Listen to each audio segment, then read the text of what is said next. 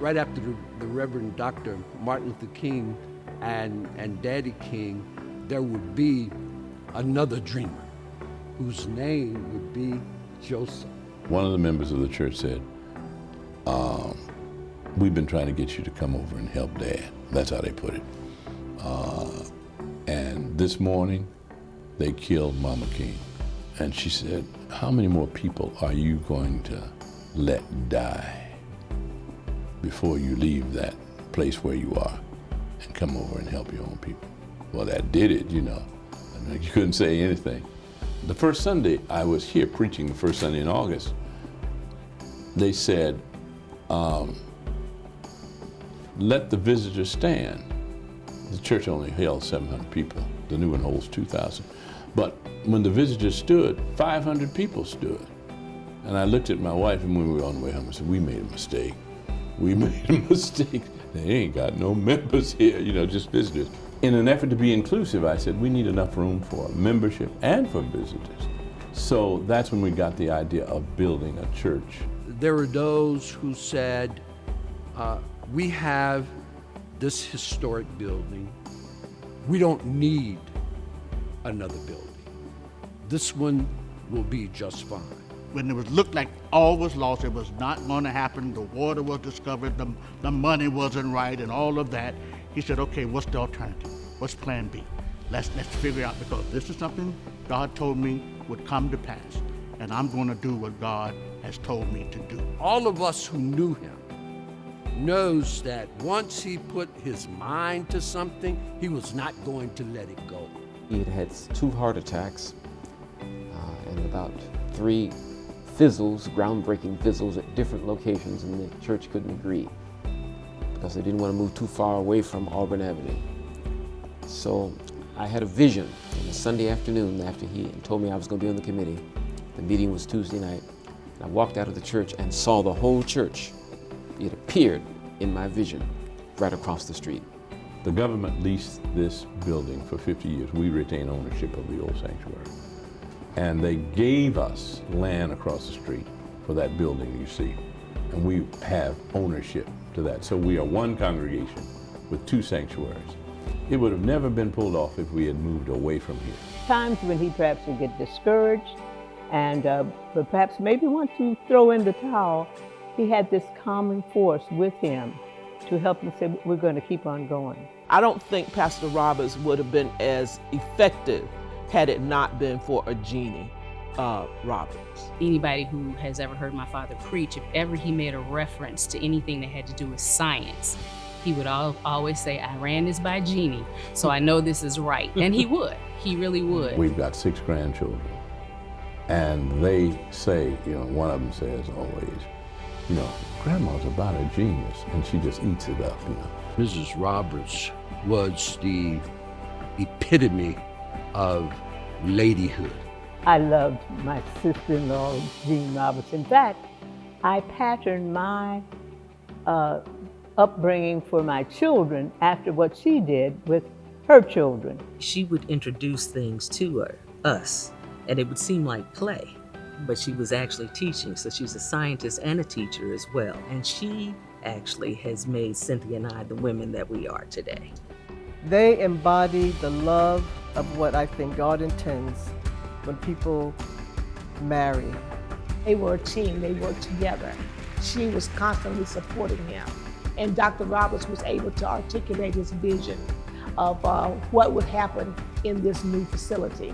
He pressed on all those years, and in 1999, he was successful, and we marched into the new church. 1, 2, 3. It was though we were walking into our promised land. And that is something that will always remain with me. When Joe Roberts and the other pastors wheeled in wheelchairs the senior citizens, elderly of the church who were in nursing homes, brought them in wheelchairs, a whole caravan of wheelchairs, so they could be there for the occasion. And it was a royal, full house. Tears were flowing, people were shouting. We started a service in the old church, And then after a portion of that service, we marched to the new church and completed the service over here. The living legacy is the Horizon Sanctuary. What this building tells you is merely this: wait on the Lord. Wait on the Lord. He was determined, steadfast, in making certain that this edifice would be erected and that it will be a symbol of the African tradition and the African American community. We have a church built in the African motif. It was purposely done that way.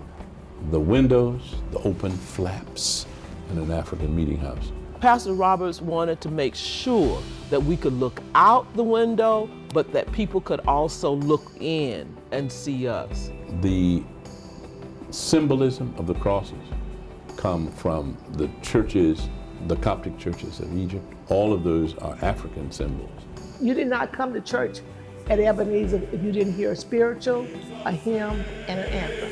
Hear the host of angels sing, glory to the newborn King, and the sounding joy repeating, Jesus said.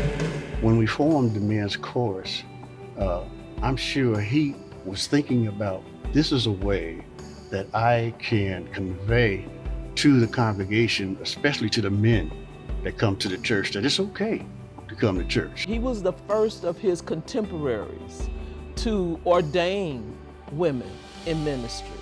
He felt that this would be a way of bringing Baptist churches into line with what was happening in the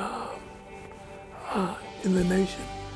And I think Dad also got a little, I guess, clap back because he did. Reverend Sharon Austin was the first woman ordained pastor, assistant pastor. He also was the one to put women on the deacon board, which was also taboo, but he would stand behind it.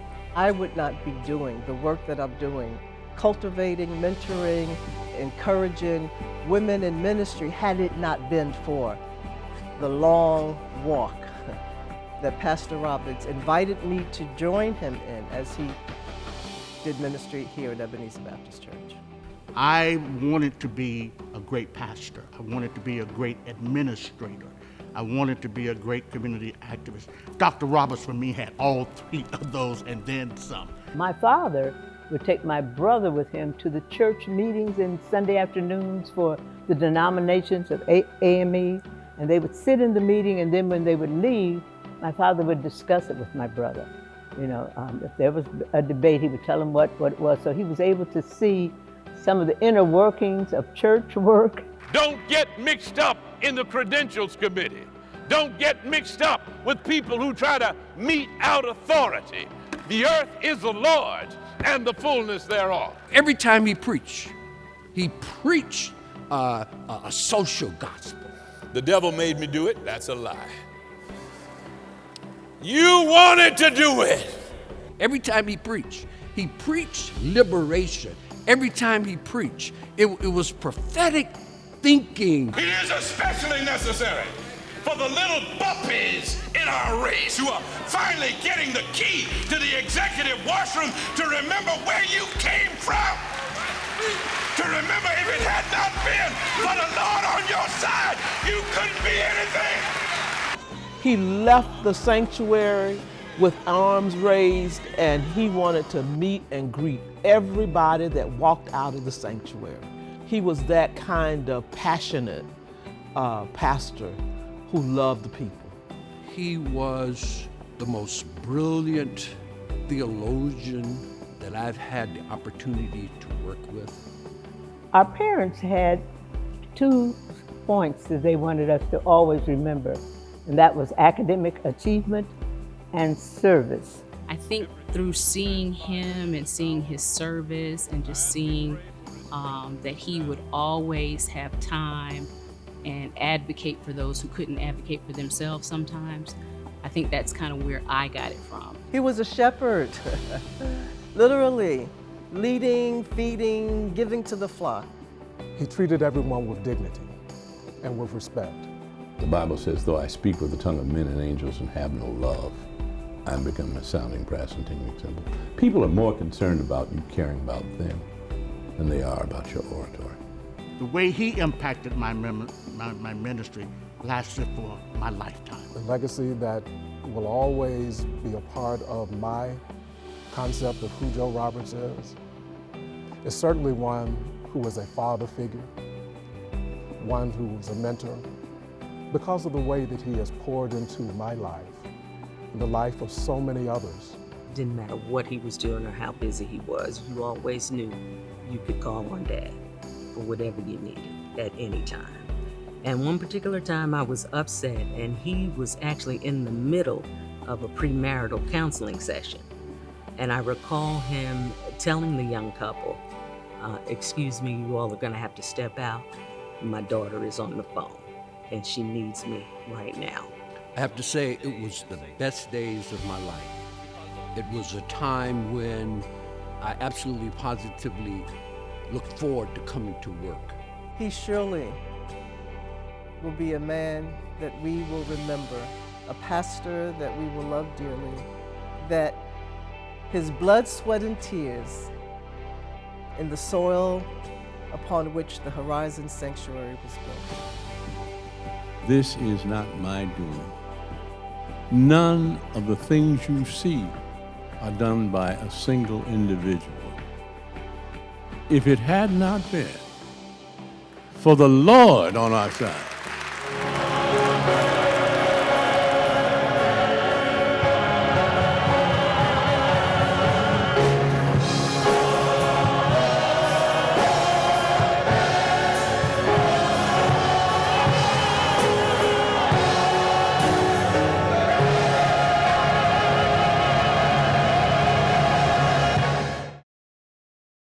I lovingly remember Pastor and Mrs. Roberts Jr. as pastor and spouse, mentors, friends, and people who embraced and invested in me. Their imprint in my heart, those of my family, and my leadership are embellished forever. Great deal of pleasure and fond memories in serving Dr. Roberts.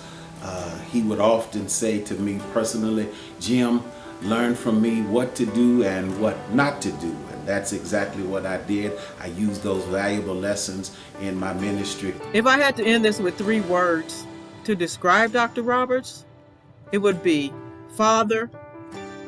He was like a father to me. Mentor. And if I could put 1 word in present tense, missed. Because I miss him. I miss him a lot.